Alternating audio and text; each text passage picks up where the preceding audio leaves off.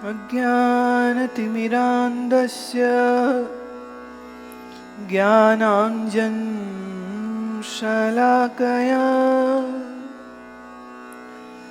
चक्षुरुन्मीलितं येन तस्मै श्री गुरवे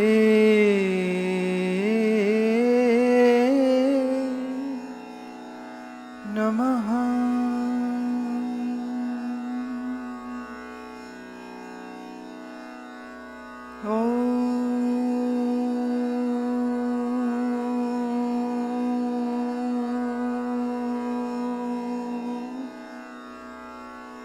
शांति शांति शांति।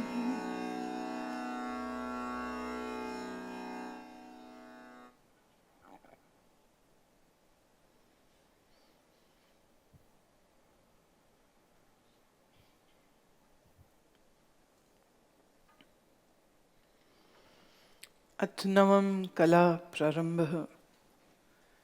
आवाच्य सिद्धांत वर्णन। इंद्र विजय चंद। ब्रह्म अहे मन बानी अगोचर शास्त्र सुसंत कहे अर ध्यावे। वेद वदे लक्षणादिक रीतिरुवृत्ति व्यापद जनो मन लावे। है जो सदादि विधेय विशेषण वे असदादिक भिन्न कहावे। सत्य अपेक्षिक आदि विरोधी जो असतजी परमार्थ लखावे। हैं जो अनंत अखंड असंगरु अद्वय आदि निषेध्य रहावे। वे पर पंच निषेध करी अवशेषित वस्तु गिरा बन गावे। यूं परमात्मा आत्मदेव ही वेद शास्त्र सबे सुरटावे। पंडित त्याग आभास पीताम्बर वृत्ति अहम अपरोक्ष ही पावे।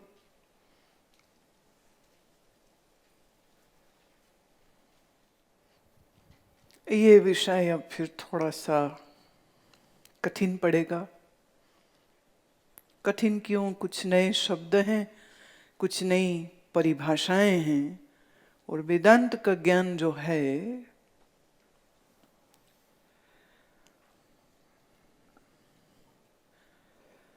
वह शुद्ध हुई सत्वगुणी बुद्धि को ही ग्राह्य या कहो ग्रहण होता है।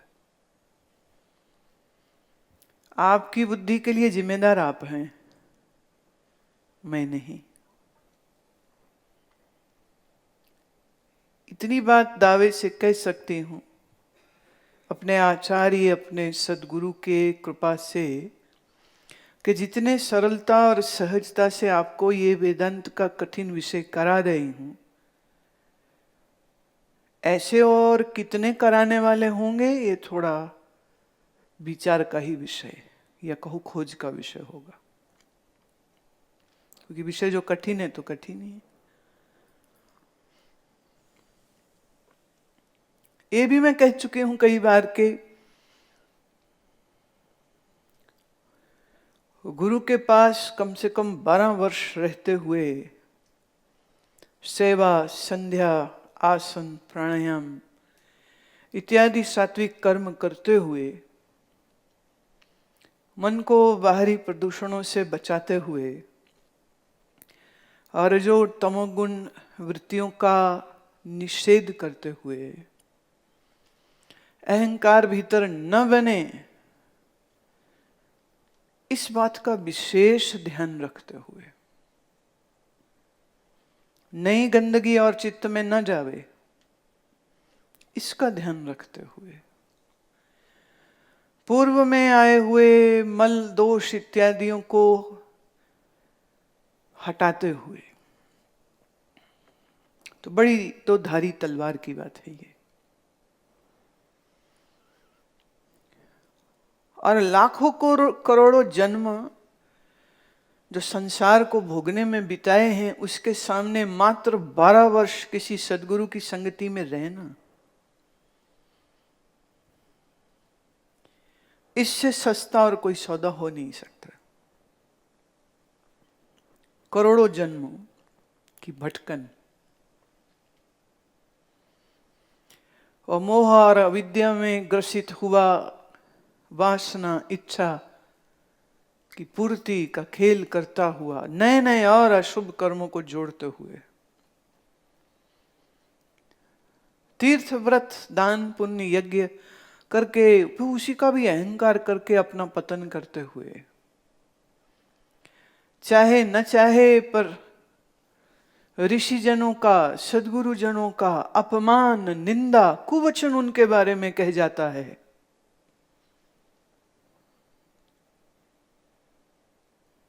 भले किसी वजह से हो, पर यह भी तो अपने आप में एक अशुभ की छाया है ना।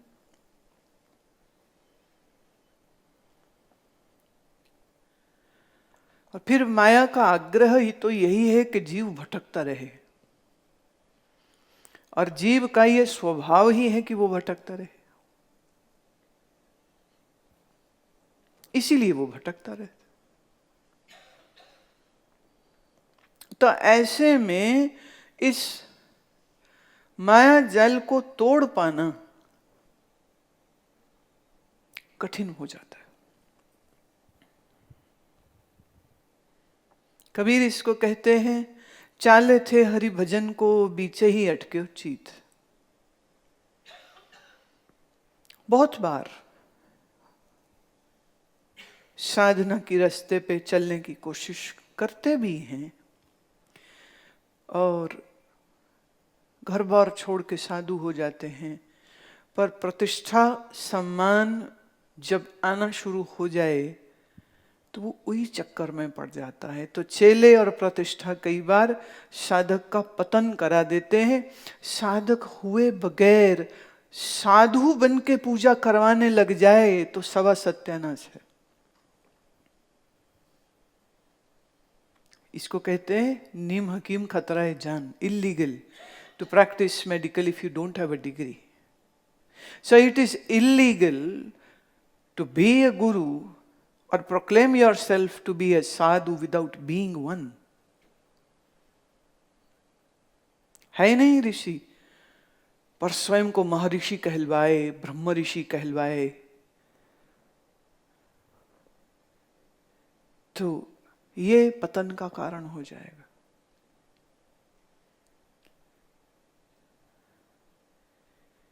तो ज्ञान के इस पथ पर चलना और अज्ञान की इस रस्सी को काटना कहा इसीलिए कठिन पड़ता है कि चलते चलते चलते इतनी सी बात पर जीवन बदल जाता है।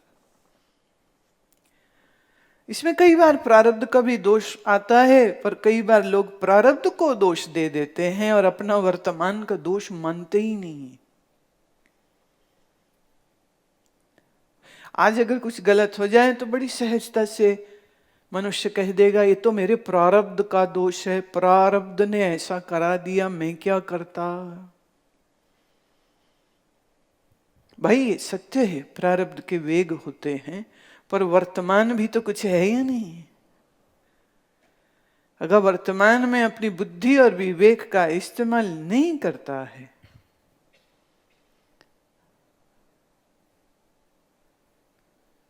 तो ये तो एक अच्छा खासा बहाना हो गया ना कि सब अपनी आज की गलतियां भी प्रारब्ध के मत्थे में मर दो कि समय ने मुझसे गलती करवा ली, कि समय बड़ा खराब चल रहा था, कि मैं बंदा तो बड़ा अच्छा था पर समय ने मुझे गलत बना दिया। नो दिस, प्रारब्ध सिर्फ सिचुएशंस देता है, इससे अधिक कुछ नहीं। और सिचुएशंस में आप रिएक्ट कैसे करेंगे ये आप चुनते हो। Please know this very clearly. हर चीज डेस्टिनी पे मत्थे मत मड़ा करो कि ऐसा लिखा था ना इसलिए ऐसा हमसे हो गया। प्रारब्ध सिर्फ सिचुएशन देता है, वो सिचुएशन में हम कैसे रिएक्ट करेंगे ये हम पर आज वर्तमान में पूरा पूरा जिम्मेदारी हमारी होती।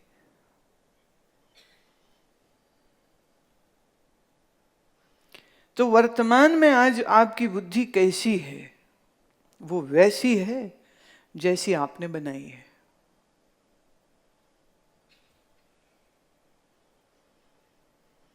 अब कोई शरीर का बलाबल बढ़ाने के लिए पहलवानी आसन करता रहे तो शरीर का बल बढ़ जाएगा ऑब्वियसली। कोई मनोबल बढ़ाने का कर्म करेगा तो मन का बल बढ़ जाएगा। कोई बुद्धि का बल बढ़ाने की कोशिश करेगा तो वो भी बढ़ जाएगा। कोई भी चीज बनी बनाई नहीं मिलती है। कोई भी ऋषि बना बनाया नहीं होता। ऋषि पदवी को कोई प्राप्त करता है और उसमें उसकी लगन, उसका समर्पण, उसका निश्चय, वैराग्य, अनुशासन, सब चीजें काम करती। और जब ये सब इंग्रेडिएंट नहीं होते तो बंदा कहता लो जी हम क्या करें, हमारी बुद्धि तो वैसी जैसी ईश्वर ने बना दी। याद रहे ईश्वर ने तो सबको समान रूप से एक जैसा ही सब कुछ दिया। प्रकृति भेदभाव नहीं करती। लेकिन अब आपके पास बुद्धि का जो बीज था, अगर उस बीज को आपने उचित भूमि में डाला नहीं, सिंचा नहीं, तो वो पेड़ नहीं बनता। पीपल के बीज कई 100 तुम्हारी एक ही मुट्ठी में आ सकते हैं, बहुत छोटे होते। पर ये बीज तुम हाथ में ही रखे रखो और कभी जमीन में डालो ही नहीं तो वह वृक्ष नहीं बनेगा। आप एक बीज को भी भूमि में रोप दें और कुछ रक्षा सुरक्षा का प्रबंध हो जाए तो ये नन्हा सा बीज विशाल काय पीपल का वृक्ष बन जाता है। पर हर बड़ा वृक्ष कभी सिर्फ एक बीज था, बिल्कुल मामूली सा। इस बीज से वृक्ष बनने की जो यात्रा है, याद रखिएगा, उसमें बीज को मरना पड़ता है तो वृक्ष का जन्म होता है।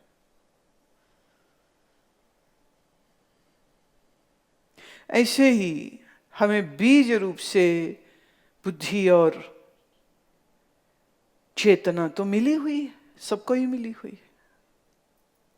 पर अब आप कितना उस पे कार्य करते हो? How much work you do? उदाहरण फिर दे दूं, चट्टान में कुछ ना दिखेगा,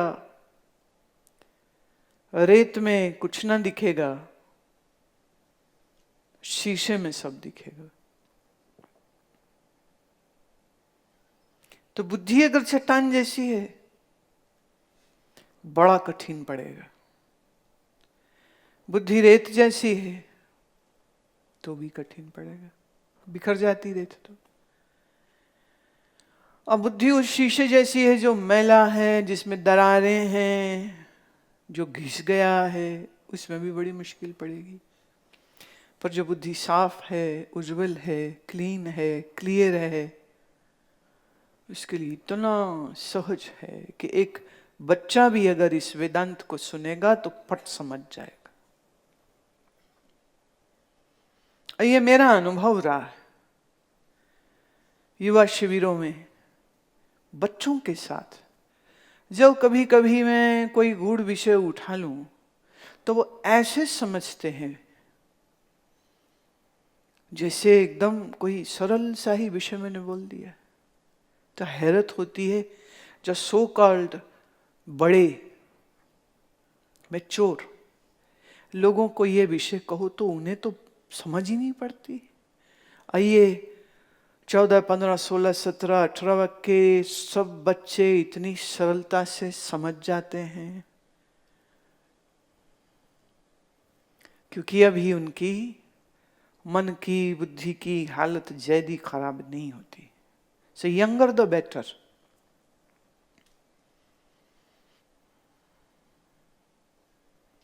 उतना सहज होता है। ये तो स्वानुभव है। हाँ, स्वानुभव है। 13 वर्ष की आयु में पहली बार वेदांत सुना, 14.5 में विचार सागर को पढ़ा, 15 पूरे होते होते तो पढ़ चुके थे हम। 16 में तो उन्होंने हमें जाओ इस विषय पर बाहर बोलो, दूसरों को सिखाओ, समझाओ पे भेजना शुरू कर दिया था।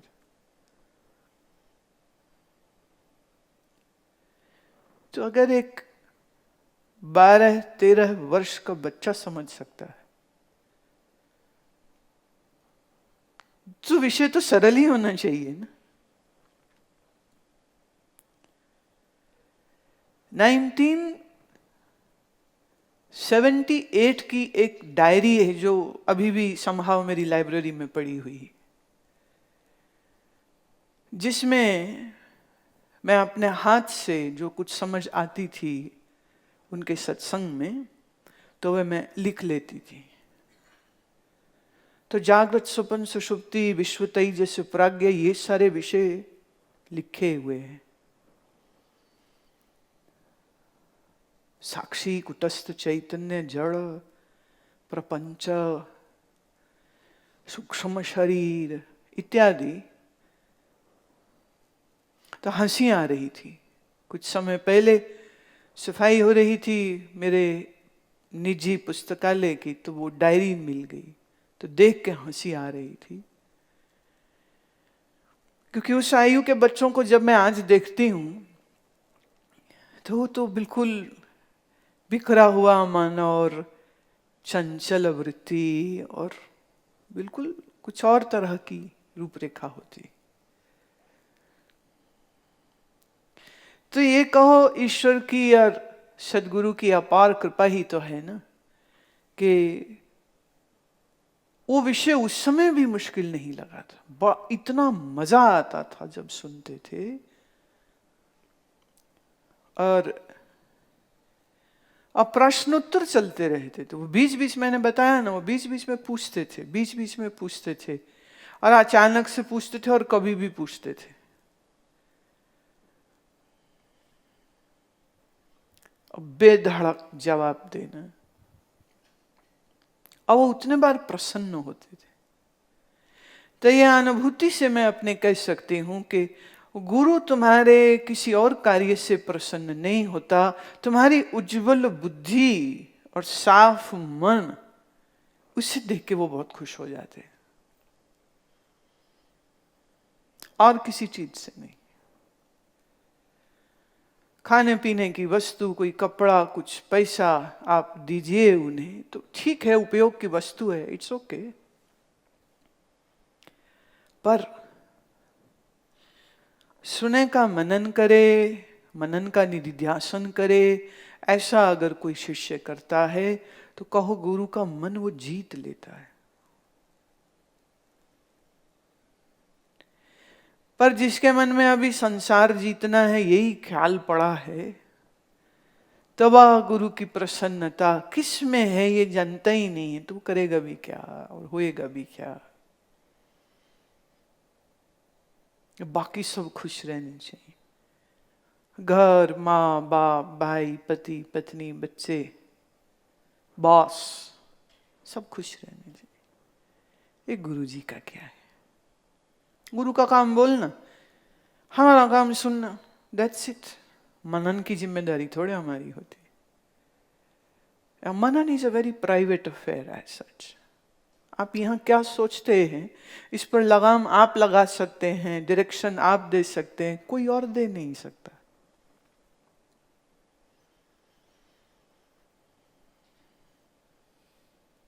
जैसे आश्रम की प्रेमिसेस में हुए, टेक्नोलॉजी ऐसी आ गई है, अब तो आपके फोन में ही सारा कुछ है, टेलीविजन भी, इंटरनेट भी, या everything. Bollywood, Hollywood, cinema, picture, गाना, सब वही है। So you have all the access to all this. तो आपके मन में क्या चलता है, आपका चुनाव क्या है, आप क्या देखते हैं, आप क्या सुनते हैं, देखिए, पल पल में गुरु बैठ के वार्डन की तरह तो चेकिंग नहीं करेगा ना कि तुम क्या सोचते हो, हाँ, क्या सोचते हो, क्या चाहते हो, क्या करते हो, सबसे छुपा के क्या करते हो। That is not guru's matter. तो हम ये कह सकते हैं कि हर पल अगर मैं मेरे मन का गुरु नहीं रहा तो मन भटकेगा ही। अंतर गुरु आराधना जेवा जप गुरु नाम। अंतर गुरु आराधना, गुरु अंतर वाला होना चाहिए, जो विवेक से हर पल हर क्षण जागरूक रहता है। ये मन पे दृष्टि रहे और बुद्धि से देखे उसे कि क्या राग द्वेष की लहर तो नहीं बना रही, कोई मैं मेरी तो नहीं कर रहे, कोई इच्छा वासना तो नहीं ले आए। प्रतिपल सजग बुद्धि सजग रहे ताकि मन लगाव में रहे। महात्मा लोग कई बार कहते हैं मन वो घोड़ा है जिसकी लगाम हमेशा खींच के रखनी पड़ेगी। जहां लगाम ढीली छोड़ी, ये घोड़ा तो पागल होके खुद को ही मार लेगा। तो ये नहीं कहना चाहिए गुरु जी आप बचाओ हमें, नहीं, गुरु क्या करेगा, गुरु ने ज्ञान दिया, बुद्धि दी, वो बुद्धि का इस्तेमाल करना मैंने गुरु का आशीर्वाद मिल चुका है। आप आशीर्वाद का डब्बा ही बंद करके कूड़े में फेंक दोगे तो आशीर्वाद को भोगोगे कैसे। तो बुद्धि सजग, सक्षम, ट्रांसपेरेंट, क्लियर। छोटी सी एक उदाहरण देके विषय में जाती हूं। फिर आप सुबह उठे और मन कह रहा है मन बड़ा बेईमान लफंगा है, बेईमान लफंगा। 100 लुच्चे इकट्ठे करो तो मन एक है। मन कहते तबीयत ठीक नहीं, आराम ही कर ले, आज तो कल कर लेंगे ना, रोज तो करते हैं। ये जो मन की सजेशन आई और बुद्धि तुम्हारी चुप बैठी रही तो मन और शेर हो जाता है। तो मन अपनी बात को फिर मनवा लेते।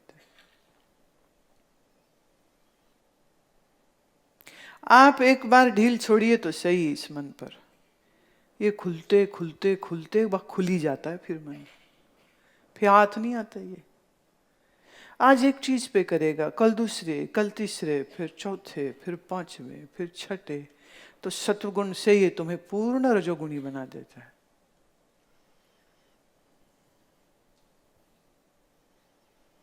और लॉजिक्स ऐसे ऐसे देगा, इस शक्ति और सामर्थ्य के अनुसार ही करनी चाहिए ना। अब हम जवान थोड़ी रह गए हैं कि अब रोज आसन करें, अब बुढ़े हो रहे हैं हम तो। कोई कमर कोई लचक गई तो क्या करेंगे, डॉक्टरों का चक्कर पड़ जाएगा, इसका आराम कर लो। कन्वीनियंटली भूल गया इस बात को कि आसन करने से बल और शक्ति बढ़ती है, कम नहीं होती। क्योंकि बुद्धि सो रही है ना, तो मन फैलता जाता है। और ये बुद्धि नामी परिंदा तो उड़ गया और मन पागल तुम्हें पागल कर देता है।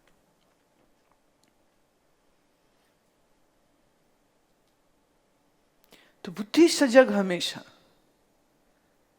तो मन लगाम में रहेगा। मन लगाम में रहेगा तो इंद्रियां भी लगाम में रहेंगी। और जब ये तीनों ठीक रहेंगे, इंद्रिय, मन, बुद्धि, तो जीवन में आध्यात्मिक उन्नति की सारी संभावनाएं खुल जाती हैं। All avenues will open up.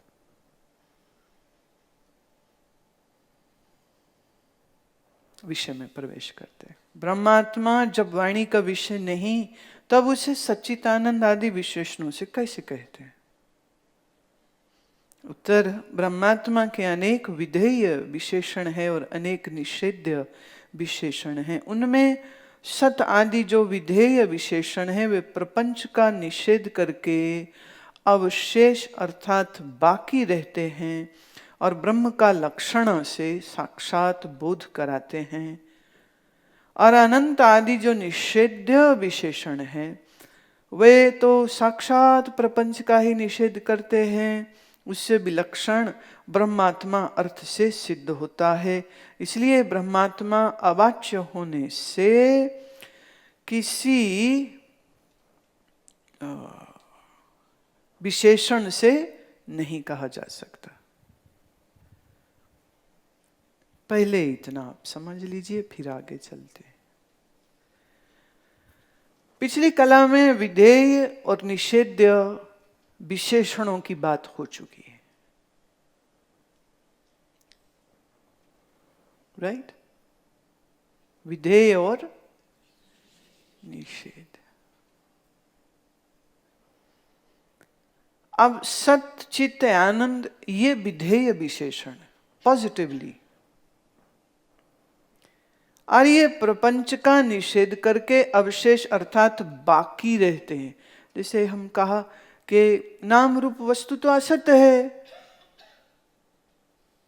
तो बाकी कौन बचा? सत है। नाम रूप जड़ है, सत चेतन है। नाम रूप दुख है, सत आनंद है। तो हम विधेय लक्षण देते हैं, विधेय देते हैं, तो यहां प्रपंच का निषेध हो जाता है। और निषेध में दूसरी बात है, वहां हम इसका पहले हटा देते हैं, निषेध पहले कर देते हैं और पुष्टि इधर सत की हो जाती। अमरण, मरण नहीं है उसमें। अजन्म, जन्म नहीं है उसमें। अव्याख्या, उसकी व्याख्या। अव्यय, वो कभी खत्म नहीं होता। तो निषेध और विधेय लक्षणों से तो साक्षात बोध कराती है लक्षण वृत्ति। लक्षण वृत्ति माने जहां हमने प्रिसाइज गुण बता दिया तो उससे समझ आ गएगा। जैसे कोई कहे कि यहाँ शंकरलाल कौन है? बोले जिसके सिर पे बाल नहीं है और जो पतला है और जिसकी नाक पे एक चश्मा है, जिसकी छोटी मूछें हैं, जिसका सफेद कुर्ता है और जो बूढ़ा है, वो शंकरलाल है। अब ये जो बीच में मैंने बोला ना सफेद कुर्ता, ये बदल सकता है, पर गंजापन अब उसका बुढ़ापा, अब चश्मा भी बदल सकता है, उसने उतार के नीचे रख दिया। पर नाक तो आम घरों में कई बार किसी की पहचान करनी हो तो कहते वो जिसकी तोते जैसी नाक है, या वो जिसके नथुने बड़े भैंसे जैसे फूले हुए हैं, या जिसकी बड़ी सुंदर चिखी नाक है। हम उसकी बात कर रहे हैं। एक ही नाम के दो लोग हों तो ऐसे हम शरीर के लक्षणों का भेद कर लेते हैं। पर अगर कोई कहे जिसने नीला कुर्ता पहना है वो शंकरलाल, तो कुर्ता तो चेंजेबल एंटिटी है। पाप को वो गंजा है, कंबाल है, बूढ़ा है, 80 और 85 के बीच का है, तो it would be much easier to find out who this person is. Positive लक्षण। तो ब्रह्म का पॉजिटिव लक्षण से भी हम ब्रह्म का व्याख्या कर सकते हैं और निषिद्ध लक्षणों से भी हम उसको समझा सकते हैं। और ये तर्क बड़ा जेन्युइन है कि आप अभी तो कह रहे हो कि ब्रह्म दिखता नहीं, सुनता नहीं, सूंघता नहीं, चखया नहीं जाए, तो फिर वो सच्चिदानंद कैसे पता चला? गप मार रहे हो, अंदाज कह रहे हो। कह रहे ना ना, अंदाज नहीं कह रहे। वेद, गुरु, शास्त्र से जो सुना,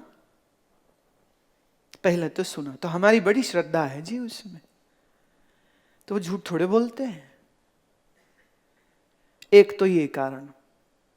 संतों ने कहा वो सत्य चित्त आनंद व्यापक है, तो हम बिल्कुल स्वीकार करते हैं।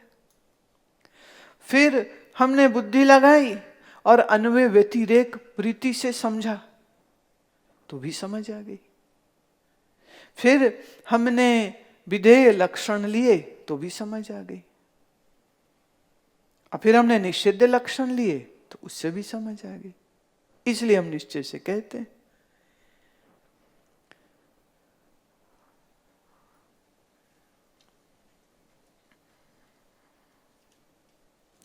अनंत आदि जो निषिद्ध विशेषण है वे तो साक्षात ही कहते हैं कि प्रपंच का निषेध करते। ये निषिद्ध लक्षणों की खासियत होती। अग्राह्य ग्रहण नहीं होता, अचिंत्य चिंतन में नहीं आएगा। आ शब्द नेगेटिव एनर्जी, एक negative energy, not like negative bad, but negative means absence. Negative also means absence. So absence of prapancha establishes the existence of Brahma. तो हम प्रपंच को काटते जा रहे हैं। तो दो तरीके से हमने जाना और कहा कि वह सच्चिदानंद है, और उससे विलक्षण ब्रह्मात्मा अर्थ से सिद्ध होता है। इसलिए ब्रह्मात्मा अवाच्य होने से किसी विशेषण से नहीं कहा जा सकता। वह विषयानंद, वासनानंद और ब्रह्मानंद, ये तीनों मिलकर आनंद के वाच्य पद हैं। ये देखिए, अब जो ये बात आ रही है ना, ये बात थोड़ी चीजों को बहुत अच्छे से स्पष्ट और कर देगी। ये आपके टिप्पणी में है ये। हाँ, वाच्यार्थ और लक्ष्यार्थ, ये जो 149 टिप्पणी है ये इसमें आ रहा है। माया और प्रपंच में आपेक्षिक सत्यता है और ब्रह्म में निरपेक्ष सत्यता है। ये दोनों मिलकर सतपद के वाच्य है। ईश्वर और कि जहां जीव की व्याख्या आई थी वहां कहा गया था कि वो भी सापेक्षिक व्यापक है।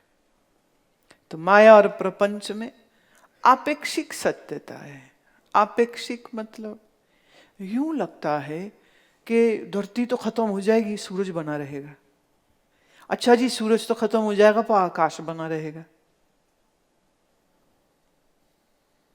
अपेक्षिक। पर ब्रह्म तो निरपेक्ष सत्य है।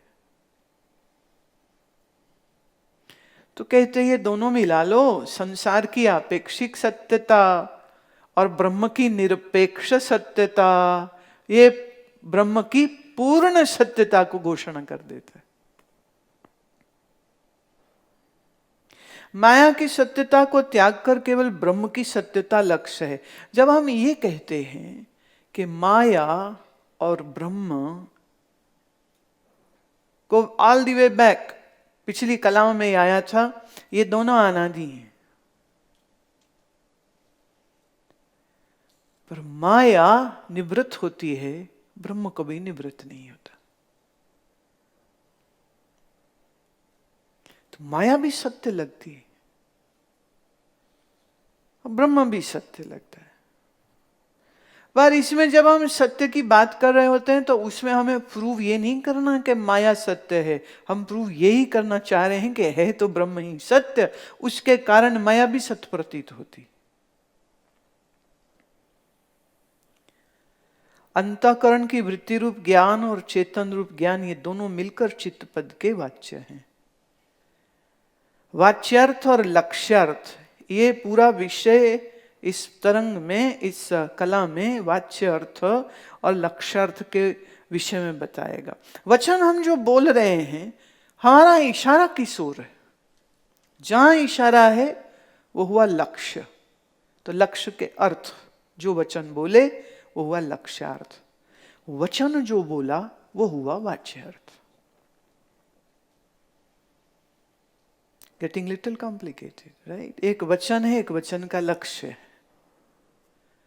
वचन हम किस लक्ष्य के लिए बोल रहे हैं?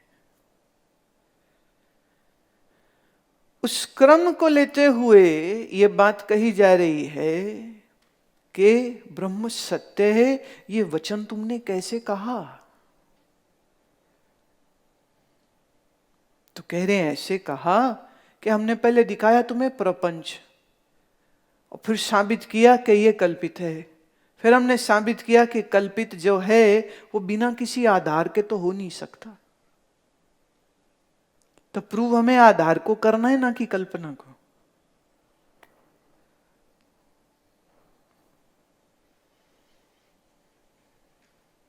अंतःकरण की वृत्ति रूप ज्ञान और चेतन रूप ज्ञान, ये दोनों मिलकर चित्तपद के वाच्य हैं।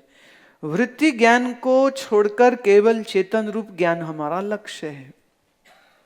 अंतःकरण की वृत्ति, वृत्ति में छल का चेतन, दोनों मिलके कहा हुआ चित्त। किसका वाच्य है तो स्वरूप का ही, पर इसमें हमारा काम क्या है? हम वृत्ति को छोड़ देते हैं, चेतन को पकड़ लेते। चेतन में ही हूं, तो मैं और मेरा आभास, आभास किस में हो रहा? बोले वृत्ति में। बोले वृत्ति छोड़ो, चेतन को पकड़ो। वृत्ति क्या है? बदलने वाली। मैं कौन हूं? ना बदलने वाला। वृत्ति है जड़, मैं हूं चैतन्य। बोले तो वृत्ति को लेके हमने मैं चेतन हूं सिद्ध कर दिया। नहीं तो कैसे सिद्ध करें ना कि मैं चैतन्य हूं? कुछ ऐसा लेना पड़ेगा ना जो चेतन नहीं है। तो कौन चेतन नहीं है? हाँ हाँ, कौन कौन जड़ है? बुद्धि है, मन है, इंद्रिय है, शरीर है, बार पर प्रपंच है, ये सब जड़। अच्छा एक काम करो, सब आंख बंद करो। अब बताओ मेरे हाथ में क्या पकड़ा हुआ है? आंख बंद रखनी, चोरी नहीं करनी, चोरी चोरी नहीं देखना। आंख बंद है, बताओ मेरे हाथ में क्या है? हाथ मार के पीछे से कोई कह रहा है जी कुछ नहीं, हमें क्या पता। अच्छा अब आंख खोलो और मेरी ओर देखो, तो हाथ में कुछ भी नहीं है। तो नेत्र ने जाना कुछ नहीं है कि मन ने जाना कुछ नहीं है? मन ने जाना कुछ नहीं है कि बुद्धि ने कहा कुछ नहीं है? बुद्धि ने कहा कुछ नहीं है कि मैं चैतन्य ने कहा कुछ नहीं है? तो हम यूं कह सकते हैं मेरे ही प्रकाश में बुद्धि समझ पाई कि कुछ नहीं है। तो हम यूं भी कह सकते हैं मैंने ही जाना कि कुछ नहीं है। राइट? भाई आप मिनिस्टर के सेक्रेटरी के हाथ पांव जोड़ रहे थे, भाई मेरा ये काम करा दो, काम करा दो। वो कहते हैं ऐसे नहीं हो सकता है, ये नहीं हो सकता, पैसे देने पड़ेंगे, ये है वो है। इतने में मिनिस्टर साहब आ गए। हाँ, और मिनिस्टर कहते क्या है, कौन हो आप? तो आपने कहा जी हम बड़ी परेशानी में हैं, हमारी ये दिक्कत है। तो उसने कहा अच्छा क्या दिक्कत है? सर ये फाइल साइन नहीं कोई आपसे होनी थी, आपसे फाइल हम साइन ही नहीं करा पा रहे, हमारा काम अटका पड़ा है। मिनिस्टर कहते लाओ दिखाओ फाइल। उसने देखी, लाओ अभी साइन कर देता हूं। उन्होंने साइन कर दिया। तो जो क्लाइंट है वो खुश हो रहा है और शक्ति को कह रहे ले ठेंगा, तेरे बगैर ही काम हो गया हमारा। तो शक्ति कह सकता है हुजूर आप साइन नहीं कर सकते? शक्ति बोल सकता है जी मेरे तो रिश्वत तो आई ही नहीं, आप कैसे साइन कर सकते? बोल सकता है वो। शक्ति क्या ब्लैकमेल कर सकता है उसको? मिनिस्टर ने ऊपर से ताड़ना कर दी, 2 दिन में इनका काम हो जाना चाहिए। तो मैं हूं वो मिनिस्टर, बुद्धि बेचारी छोटी सी सेक्रेटरी है मेरी। तो बुद्धि की क्या मजाल कि वो सीधे कुछ जान पाए, जानता तो मैं ही हूं। Let me put another situation. पर मिनिस्टर साहब शराब पी करके लुढ़क गए, क्लाइंट आया, सेक्रेटरी चौड़ा हो गया। अब मिनिस्टर की चलेगी कुछ नहीं, तो उसमें प्रधान कौन हो जाएगा? सेक्रेटरी साहब। ऐसे ही जब मैं अविवेक और अज्ञान से अपने आप को भूल जाता हूं, तो ये मन जो है ना, ये साफा पगड़ी बांध के प्रधान बन के बैठ जाते हैं, और जो उसकी मर्जी आती वो कराते हैं और करते हैं। Nobody can stop.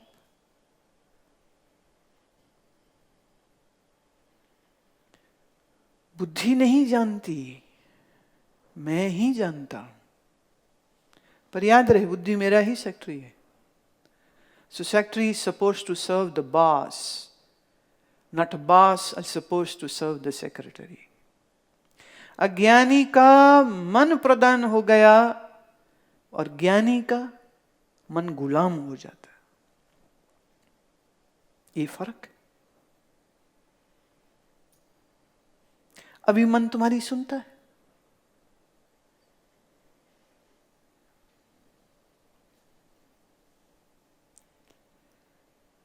मुझे याद आ रहा, फ्लोरिडा में हमारे एक जानने वाले, उनको बड़ा शौक आया कि हम योग अच्छे से करें, तो वहाँ पतंजलि योग सूत्र की क्लास होने लगी थी, तो उनको बड़ा इच्छा हुई, तो उन्होंने फटाफट एनरोल किया, पैसे वैसे भर दिए, क्लास में पहुँचे तो वहाँ एक गोरी पतंजलि योग सूत्र पढ़ाने बैठी। तो वो कहते, शुरू हुई, छिटी बिछी निरोध है।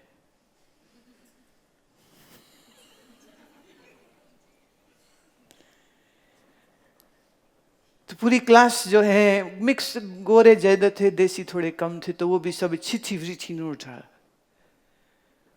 फिर उस साल जो मैं अमेरिका गई, तो मुझे उसने बताया कि हम ऐसे yoga class, yoga school join किया है, और वहाँ पतंजलि योग सूत्र। I was very impressed. मैं अच्छा, फिर कितनी बस एक ही प्रॉब्लम है कि हम भी 6 महीने तक कुछ गलत बोलते रहे, कुछ गलत समझते रहे।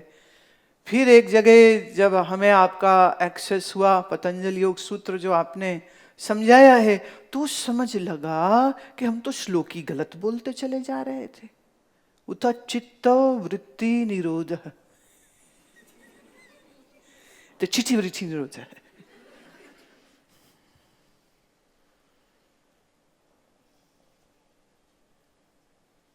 तो मुश्किल हो जाती है। पर ईगो बहुत बड़ी चीज है?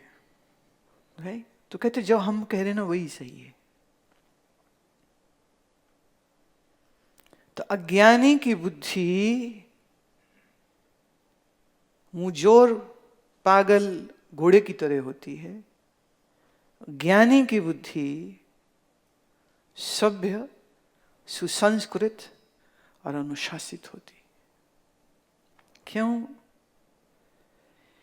क्योंकि वैराग्य और योग के सम्मिश्रण से ज्ञानी ने अपने इंद्रियों, मन और बुद्धि को पूर्णतः अनुशासित किया होता है। ध्यान की पराकाष्ठा जिसने अनुभव करी है ना, ध्यान doesn't means breathing in and out deeply or holding breath in and out occasionally. That is not definitely pranayam. तो प्राणायाम का रहस्य क्या है, ध्यान क्या है, उसकी अनुभूति रहे, वैराग्य रहे, विवेक रहे, तो मन बुद्धि है अनुशासित। तो बुद्धि फिर वो शीशा बन जाती है जो मुझे पार देखने में मदद करती है। पर जब बुद्धि स्थिर नहीं होती है तो वो दीवार जैसी हो जाती, जिसके पार कुछ देख ही नहीं सकते।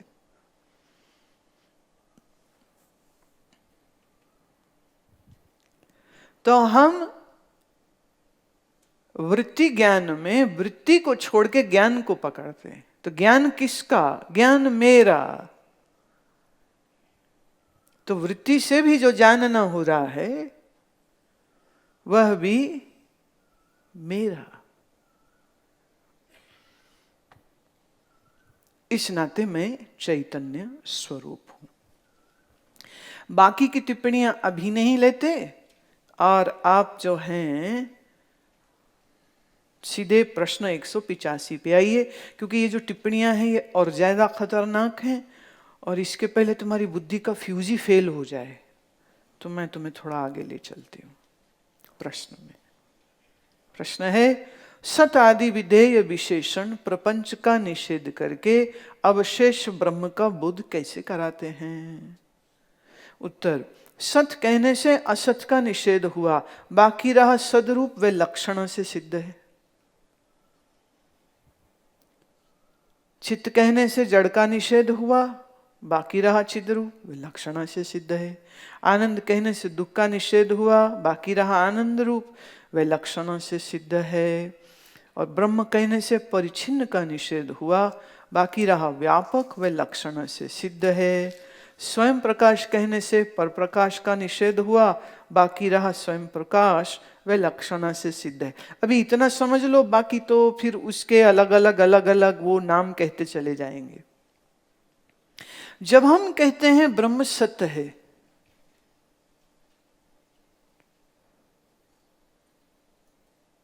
तो संसार असत्य है ये स्वाभाविक रूप से सिद्ध हो जाता है, क्योंकि दो सत्य नहीं है।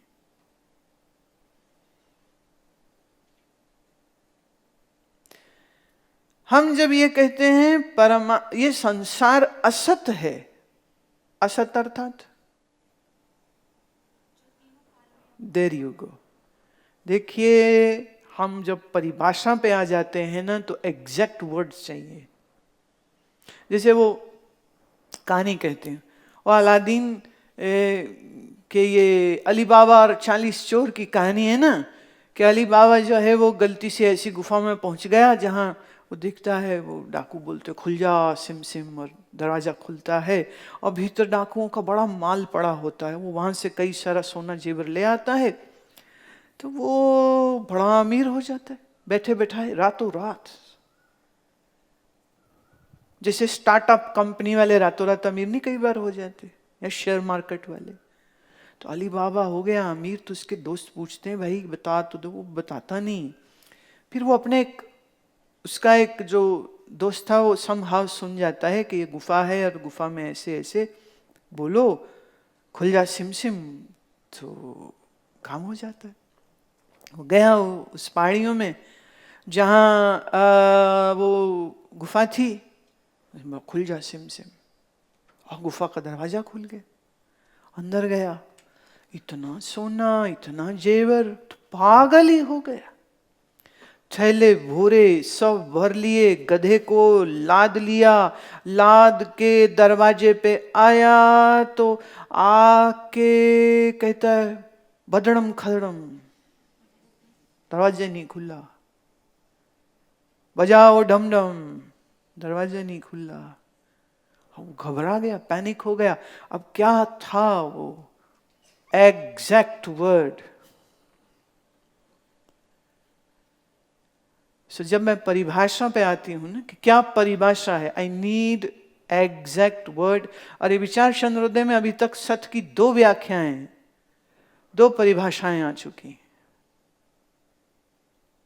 और मैंने प्रश्न में आपसे कहा जो आज बताई है वो चाहिए, सो एग्जैक्ट वर्ड।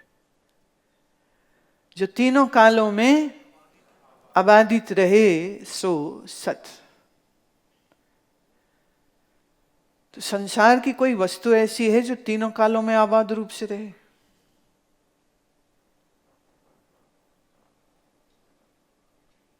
तो पूरा प्रपंच ही असत हो गया, तो शेष कौन बचा? सत। सुखमनी साहब में गुरुदेव बहुत अच्छा कहते हैं, मिथ्या तन तन कुटुंब सबाया। मिथ्या माने इल्यूजन, मिथ्या हमें ममता माया, मिथ्या राज जोबन तन माल, मिथ्या काम क्रोध विकराल, मिथ्या अश्व हस्ती वस्त्र, मिथ्या रंग संग पेग हस्त। सब मिथ्या मिथ्या मिथ्या मिथ्या।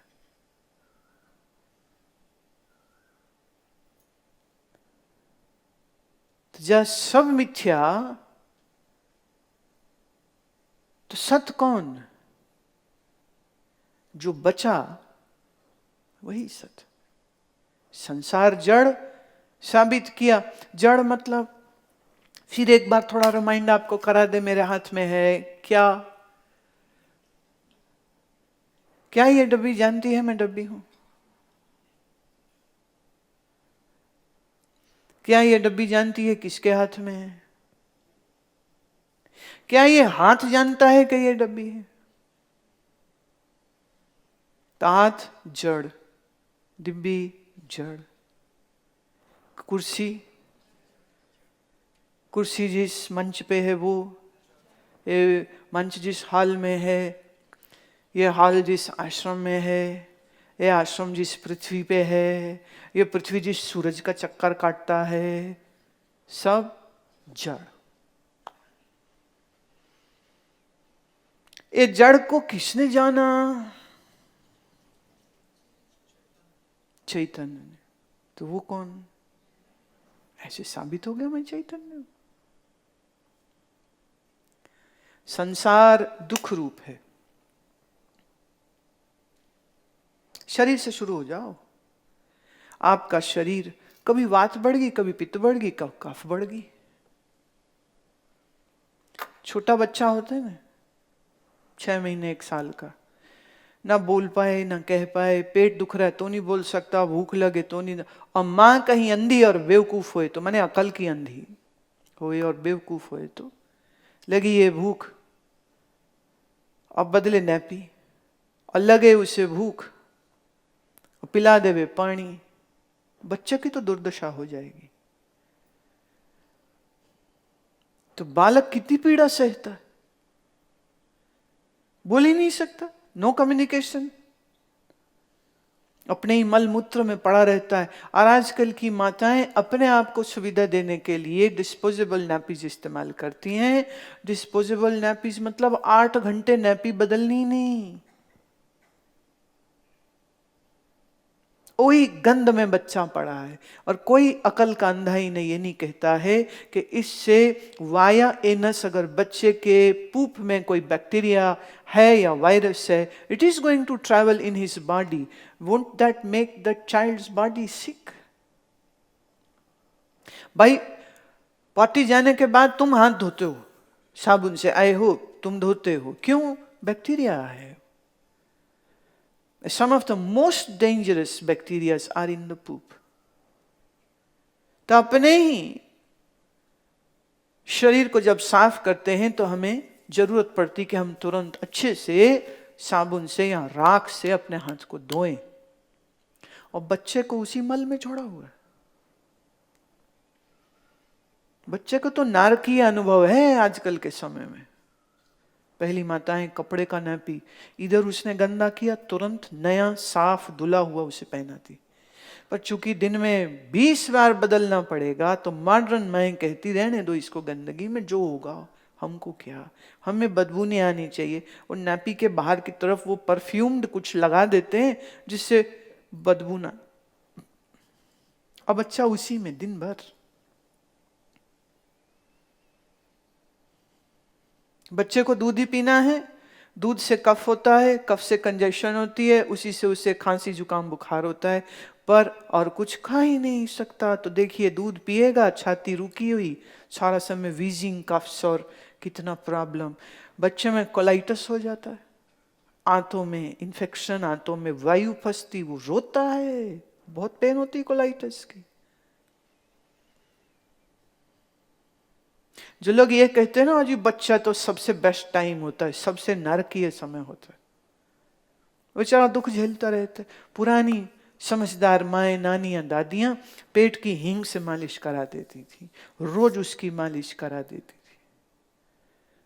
उसके दूध में काली मिर्च या अदरक थोड़ा कुछ डाल देती थी, जिससे उसको वायु नहीं हुए, जिससे कंजेशन नहीं हुए। पर आज की मम्मियां जो खाली सेल्फी में बिजी हैं, उन्हें तो अकल भी नहीं है। इसीलिए कह रही हूं, आने वाला समय में और बेवकूफ और गधे ही आ रहे हैं मनुष्य बन के। Being a mother is a very responsible job. तो बालक दुख पाता है। जवानी आती है तो पित्त बढ़ता है, पित्त बढ़ता है तो पिंपल्स का प्रॉब्लम, हार्मोनल डिस्टरबेंस, टीनेज बेचारा कंफ्यूज्ड, गुस्से में एजिटेटेड, परेशान, कौन सा कैरियर लूं, क्या नहीं लूं, इनफैचुएशन, स्कूल का टीचर से मोहब्बत हो जाती है, आई लव यू भेज रहा होता है, प्रिंसिपल तक बात पहुंचती, थप्पड़ पड़ रहा होता है, और घर वाले फिर समझाते, बेवकूफ, दिस इज नॉट लव, सब कहते जी टीनेजर ने ऐसे ही करते हैं। फिर लड़की लड़का के पीछे पागल, नसें काट लेते हैं, नींद की गोलियां खा जाते, डिप्रेशन हो जाती, ब्रेकअप्स हो जाते हैं। कौन कहता जवानी में बड़े सुख हैं? बेवकूफ बना रखा है ये हिंदी सिनेमा के गानों ने तुम्हें, और तुम्हारे आसपास रिश्तेदारों और दोस्तों ने। फिर आया बुढ़ापा, वायु बढ़ जाती तो वातज रोग, तो बालपने में कफ, जवानी में पित्त, बुढ़ापे में वायु ही वायु। वायु नींद उड़ा देती है, वायु पेल्पिटेशंस देती है, वायु घबराहट देती है, बीपी हाई दे देती है, मसल सूखने लग जाते हैं, आर्थराइटिस, रूमेटाइड आर्थराइटिस।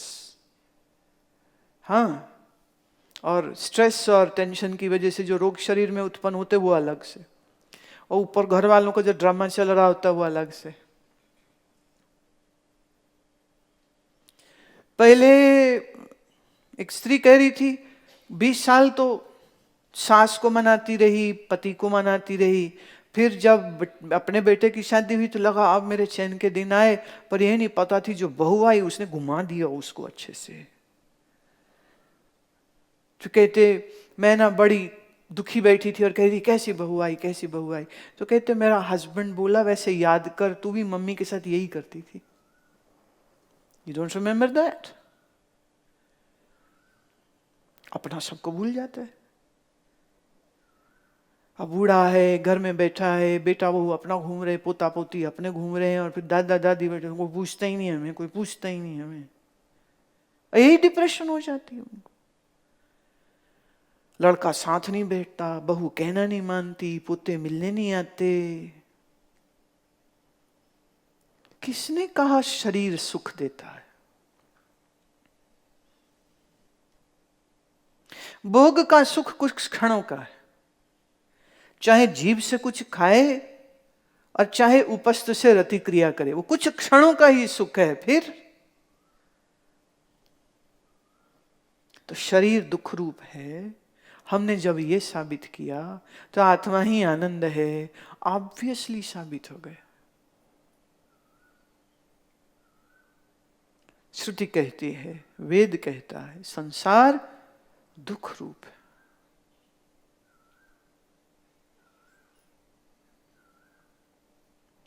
+60 के बाद तो बस यही डायलॉग उठते बैठते बोल रहा होता है, कोई सुनता ही नहीं। क्या करें जी, कोई सुनता ही नहीं, कोई अपना नहीं है जी। इसीलिए मंदिरों, गुरुओं, सत्संगों में आपको +60 वाले सबसे ज्यादा नर नारी दिखेंगे। उससे नीचे वाले तो भी दौड़ रहे हैं, पैसा पैसा पैसा पैसा पैसा पैसा पैसा, पोजीशन, वो भाग रहे हैं। 60+ हो गए, हार गए हैं। बचपन में बेवकूफ होते, बचपन में बुद्धि नहीं होती। वो कांच की गोलियां ही खेलता रहता है, कागज की पतंगे ही उड़ाता रहता है, कागज की नाव बना के भगाता रहता है। जो 70s 60s के बच्चे थे, आज के बच्चे वो फोन में लगे रहते, और वीडियो स्टेशन और प्ले स्टेशन और में वायलेंट गेम्स।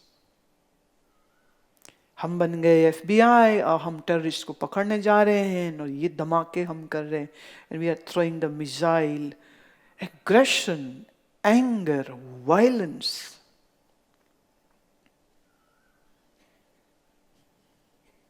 सब तरफ से मन को हताहत और परेशान करके फिर आए गुरु के पास लुटी पटी बरात,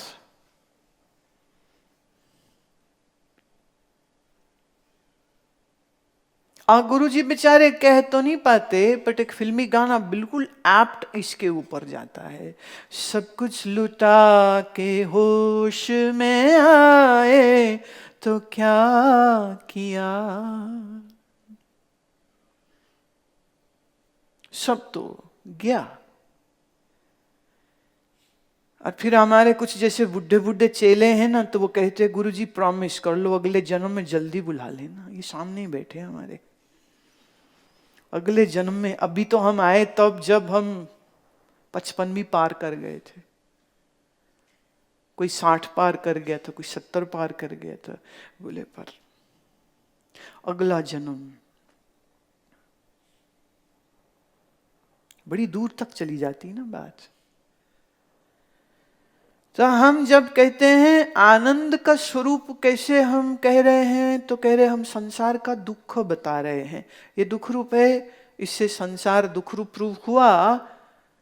तो आनंद कहाँ, सिर्फ आत्मा ही आनंद है। ब्रह्म कहने से परिचिन्न, परिचिन्न माने लिमिटेड। हर वस्तु देश काल और वस्तु से सीमित है। Let's say we go back to our favorite box. ये बॉक्स आज से 10 साल पहले नहीं था, फिर किसी दुकान में बना, किसी ने खरीदा, यहां आया। कब तक रहेगा? काफी लंबा काल रह सकता है, पर फिर कोई ले गया, कोई उठा गया, या टूट गया तो वापिस पहुंच गया किसी ज्वेलर के, तो इसको पिघला के वो फिर कुछ और बना देगा। तो समय से ये लिमिटेड है, और देश से भी लिमिटेड। देश मतलब स्पेस, ये यहां है पर यहां नहीं है, और वहां भी नहीं।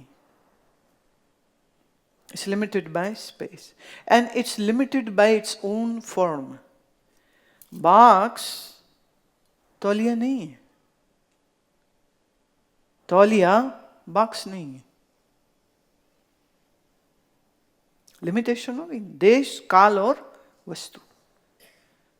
तो जब हमने ये कहा कि संसार में हर वस्तु देश काल वस्तु से लिमिटेड है, तो इससे क्या प्रूफ हुआ? ब्रह्म ही व्यापक है, अपरिछिन्न। परिछिन्न माने सीमा, अपरिछिन्न असीम। स्वयं प्रकाश कहने से पर प्रकाश का निषेध हुआ, बाकी रहा स्वयं प्रकाश, वह लक्षण से सिद्ध है। कुटस्थ अविकारी कहने से विकार का निषेध हुआ, बाकी रहा निर्विकारी, वह लक्षण से सिद्ध है।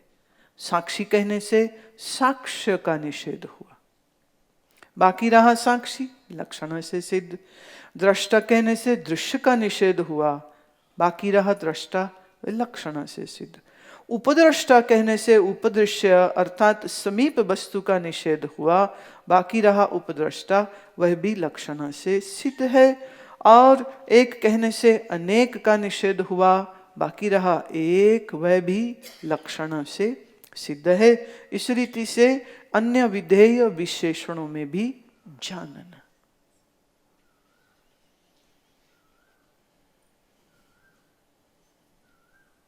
तो विधेय लक्षण, ये जो लक्षण शब्द आ रही, विधेय पूरा ना बोल के तो फिर वो खाली लक्षण लक्षण कर रहे कि लक्षण से सिद्ध हुआ, विधेय लक्षण से सिद्ध हुआ। पूरी बात ये होगी, वह उन्हें लगता है कि मेरे पाठक अकलमंदी हैं, इसलिए वो थोड़ा शब्द को और कंसाइज कर देते हैं। तो वो विधेय लक्षण ना कह के क्या कह रहे हैं? लक्षण से सिद्ध है। प्रश्न, अनंत आदि निषेध्य विशेषण प्रपंच का निषेध कैसे करते हैं? अनंत कहने से देश काल वस्तुकृत परिच्छेद का निषेध हुआ, बाकी रहा अनंत, वह अर्थ से सिद्ध है। इस रीति से अन्य निषेध्य विशेषणों में भी जानना। और पिछले कला में काफी सारे निषेध्य शब्दों को लिया। प्रश्न, इन विशेषणों का ऐसा अर्थ करने का क्या प्रयोजन है? इन विशेषणों का ऐसा अर्थ करने का प्रयोजन ये है कि चेतन को मन व वाणी का अविषय कहने वाली श्रुति के अर्थ का अविरोध होता है। ये बात समझने की। श्रुति कहती है, जैसे रामायण में आई पंक्ति, मन समेत जह जाए न वाणी। जहां वाणी और मन पहुंच नहीं सकते, परमात्मा वो है। गीता में आपने ये श्लोक देखा ही है, न तद्भास्यते सूर्यो न शशांको न पावका यद गत्वा न निवर्तन्ते तद्धामः परमं ममः। तो कह रहे जहां सूर्य का प्रकाश नहीं पहुंच सकता। तो आदिदेव की बात करी है, बट वो एक्चुअली किसकी बात कर रहे हैं? नेत्रों की, कि तुम नेत्रों से परमात्मा को नहीं देख पाओगे। पढ़ा था नहीं गीता में श्लोक? न शशांको न पावका, शशांक माने चंद्रमा, न चंद्रमा पहुंच सकता है। चंद्रमा अधिदेव है किसका? मन का। मन का क्रिया क्या है? संकल्प विकल्प। तो अब वो क्या कह रहे हैं? चंद्रमा कहने से क्या अभिप्राय है? मन। मन नहीं जान सकता। अधिदैव का नाम लेने से अध्यात्म और अधिभूत दोनों आ जाते साथ में। न तद्भासित सूर्यो न शशांको न पावका यत गत्वा न निवर्तन्ते। जहां जाके इनकी गति खत्म हो जाती है, तद धाम परमं मम, वह मेरा धाम है। सूर्य माने चक्षु, पावक माने आपकी जिह्वा, शशांक माने आपका मन। तो मन, आंखें, पांव, ये कोई भी परमात्मा को जान न सकेंगे, परमात्मा तक पहुंच न सकेंगे। श्रुति ये कहती। पर ये कह रहे हैं परमात्मा सच्चिदानंद व्यापक है। बोले आप फिर कैसे कह रहे? वो तो कह रहे कह नहीं सकते, व्याख्या ही नहीं हो सकती, आप कैसे कर रहे हो? कह रहे देखिए भाई साहब, हम श्रुति का कोई विरोध नहीं कर रहे हैं, हम तो लक्षणावृत्ति से बता रहे हैं। जो असत नहीं है तो ऑब्वियसली तुमने कहा अच्छा, फिर वो सत्य है। हमने कहा वो जड़ नहीं है, तुमने कहा अच्छा चेतन है। हमने कहा वो दुख नहीं है, तुमने कहा जी समझ गए वो आनंद है। हमने कहा वो परिचिन्न नहीं है, तुम समझ गए वो व्यापक है। तो हम श्रुति का तो विरोध कर ही नहीं रहे। तो श्रुति कहती है कोई उसका वर्णन नहीं कर सकता।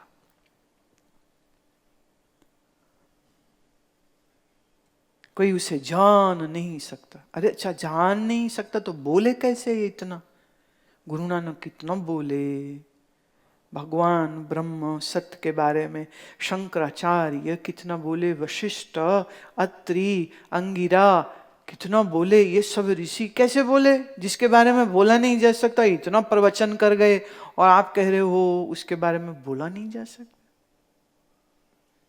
तो ये विरोधी बात है जी? नहीं, हम तो लक्षणावृत्ति से खेल रहे हैं।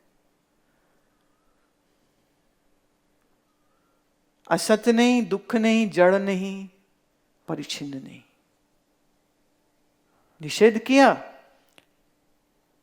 तो पीछे जो बचे बस वही कल वाला चार्ट याद कर लीजिए। रंग, प्रकाश, नेत्र, मन, बुद्धि और मैं। तो हमने कहा रंग जड़, प्रकाश जड़, नेत्र, मन, बुद्धि। अब हम मैं चेतन ना भी बोले तो भी ऑब्वियसली दो ही तो हैं सत्ता। पागलो, एक जड़ और चेतन ही तो है। हमने बाकी सारी लाइन को जड़ कर दिया तो पीछे कौन बचा? देखो, थोड़ा दुनियादारी का एक बात कहती हूं। जो निंदा करते हैं ना लोगों की, आदत होती criticize somebody, some people love it. तो एक ड्राइंग रूम में 10 मित्र बैठे थे। एक मित्र बोला, तो वो 9 के बारे में कह रहा है, ये थोड़ा उठ जाया करो ना, इतना पोसती है तू। सुबह का पता कितना मजा होता है? अब वो डायरेक्टली ये नहीं कह रहा कि मैं सुबह उठता हूं, बट ऑब्वियस हो गया ना। दूसरे को कहते हैं खाना बनाना तो सीख लेते, तीसरे को कहते कपड़े तो ढंग के पहना करो, ये देखो मैंने क्या पहना देखो। चौथे को वो कहता है बोलने की तमीज नहीं है तुम्हें।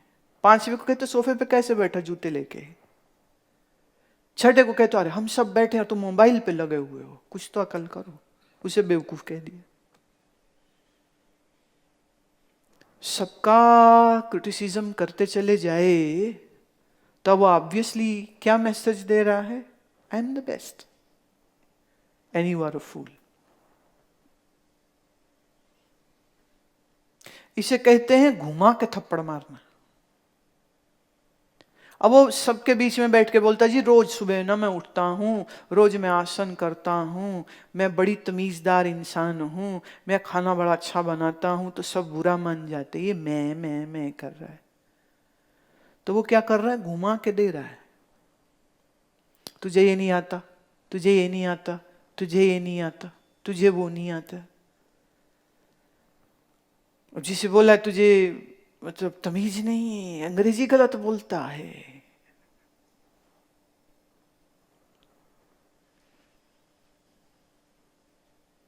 तो वो बंदा कहेगा ही ना अरे आपको अच्छे से आती है, हाँ कॉन्वेंट में पढ़े हैं, तो अच्छा भैया मेरे को भी सिखा देना ना, फिर इंग्लिश सीखना है पहले इंग्लिश तो बोलना सीख, इंग्लिश नहीं होता है।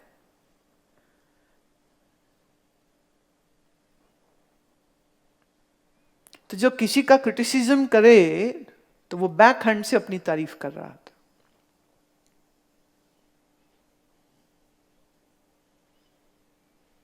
अब इसी को थोड़ा सार्थक भाव से देख लीजिए तो वेदांत में हम यही कर रहे हैं, कह रहे हैं सारा संसार ना असत्य है, संसार तो जड़ है, संसार तो दुख है, संसार तो परिच्छिन्न है। तो जहां अनात्मा का हमने ये लक्षण दे दिए तो पीछे क्या बचा, सत्य है, चित्त है, आनंद है और व्यापक, ऑब्वियसली। गुण, क्रिया, जाति और संबंध आदि जो शब्द की और मन की प्रवृत्ति के निमित्त रूप धर्म है वे ब्रह्म में नहीं है। देखिए जिसे हम कहते हैं प्रकृति, तो प्रकृति में क्या चीजें आती हैं, पहले तो गुण आ गए, सत्य तम रज। गुण आए तो उनकी क्या आई, क्रिया। त्रिपुटी में आप कर चुके हैं कि किस इंद्रिय से क्या क्रिया, किस तत्व से क्या क्रिया। तो गुण, क्रिया और जाति, any form will have a certain gender to it, a certain attribute to it. गुण, क्रिया, जाति यह अनात्मा में होती है, आत्मा में न जाति है, न गुण है, न क्रिया।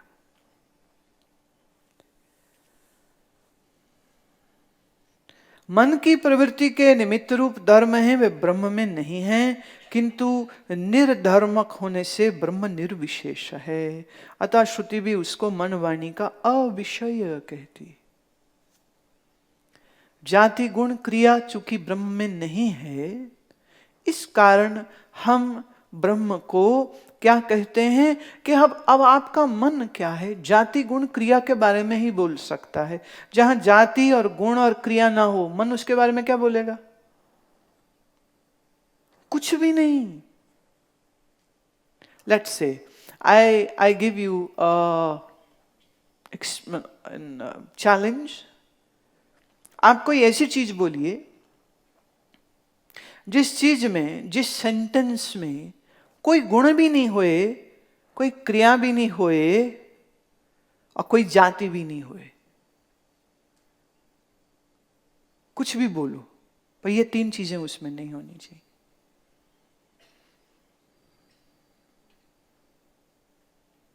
तुम अगर ये भी बोल गए कि ये बात बड़ी मुश्किल है, तो इसमें भी गुण आ गया है और क्रिया आ गई है। कोई ऐसी चीज सोचिए या बोलिए, मुझे जो सोचेंगे वो बोल के मुझे कह दीजिएगा, जिसमें जाति, गुण, क्रिया तीनों न हो।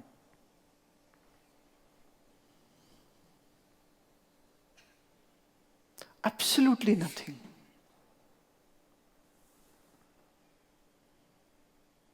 तुम ये भी बोलो ना ब्रह्म, ये इतना भी अगर तुम कह दो ब्रह्म, तो ब्रह्म के भी एट्रीब्यूट हैं, सच्चिदानंद व्यापक है, तो एक्चुअली तुम ये भी नहीं कह सकते।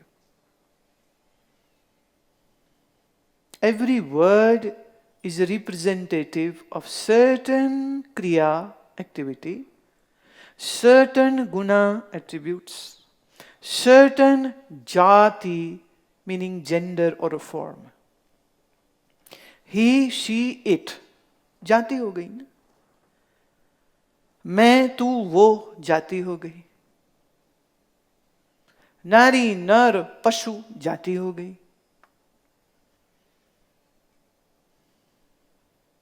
आप जब भी कुछ सोचते हो तो उसमें यही तीन होते हैं, जाति, गुण, क्रिया। वाणी में कहते हैं त्रय गुण ते प्रभ पिन्न,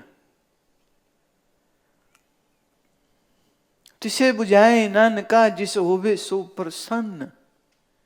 परमात्मा तीन गुण रहित है, बट ये समझेगा कौन? कहते जिसको वही समझा देवे। तब यहां वो कौन है? यहां ये वो गुरु है, गुरु ही समझा सकता है।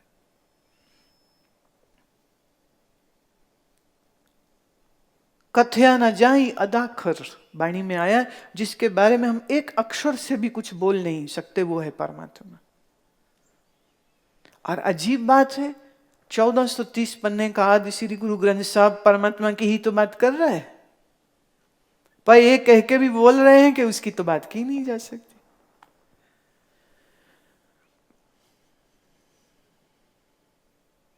बुद्ध लगभग 36 वर्ष तक उपदेश करते रहे, प्रवचन करते रहे। 80 साल की उम्र में जब शरीर छोड़ा है, तब आपने कहा कि हाथ में उन्होंने सूखे पत्ते उठाए और कहा जितना मैं बोला हूं वो मेरी मुट्ठी में इन पत्तों जितना, और इस घने जंगल में जितने पत्ते पड़े हैं ये वो है जो अभी मैं बोला भी नहीं।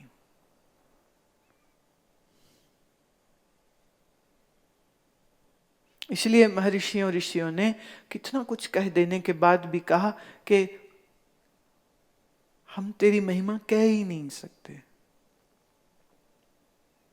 शब्द छोटे पड़ जाते, तू इतना बड़ा है। तो जाति, गुण, क्रिया, तो इसीलिए हम उसे मन वाणी का अविषय कहते हैं। जिसे मन विषय न कर सके वो अविषय। जो कुछ बोलना होता है वह द्वैत से होता है, अद्वैत से नहीं होता है।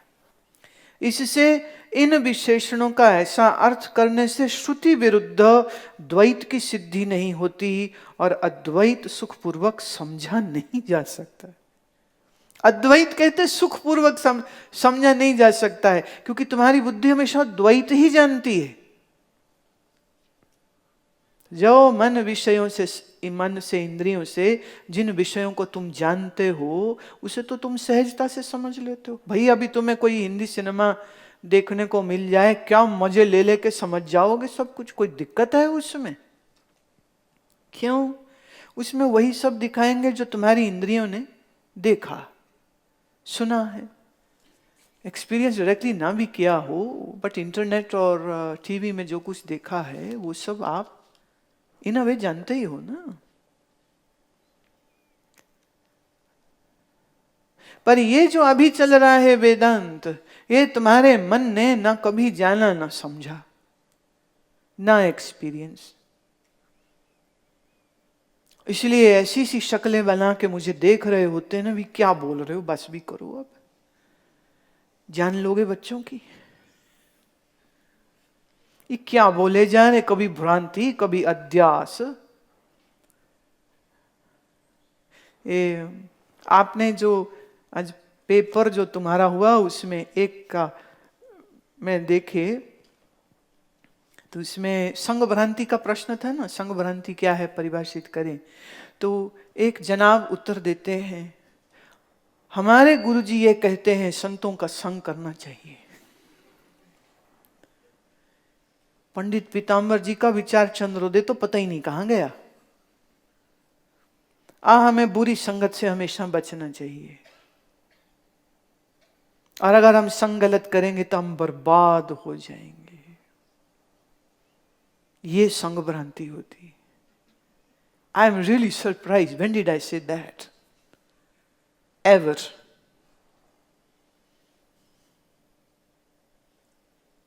है ना मजेदार बात? मुश्किल लग रहा है इसलिए ना।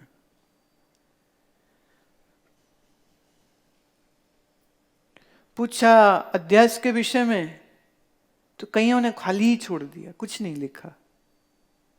एक दो कहते जी बाद में याद आया, एक कहते जी वो हम ना कंफ्यूज से हो गए थे कि अन्योन्य अध्यास है कि कौन सा वाला अध्यास है ये, तो कंफ्यूजन सी हो गई। बाद में अकल जागी, तब तक पेपर दे चुके थे। चलो कोई बात नहीं। क्यों मुश्किल लग रहा है? मन का विषय नहीं।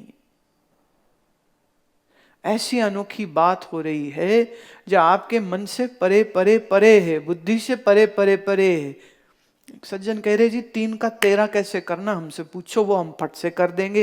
ये अध्यास मत पूछो हमसे। एक दो लोग तो क्लास ही छोड़ के भाग गए हैं, ये तो पूछेंगे मरेंगे हम तो। पूछो ना जी हमसे। कुछ बड़े हिम्मत वाले हैं, करे समझ लग गए ना लग गए, अंगद के पैर की तरह जम के रहेंगे हम तो, छोड़ेंगे नहीं। तो क्यों मुश्किल लग रहा है? ये मन का रोज का विषय नहीं है, इंद्रियों का रोज का विषय नहीं है। मन को अभ्यास सिर्फ अनात्मा का है, आत्मा का तो है ही नहीं।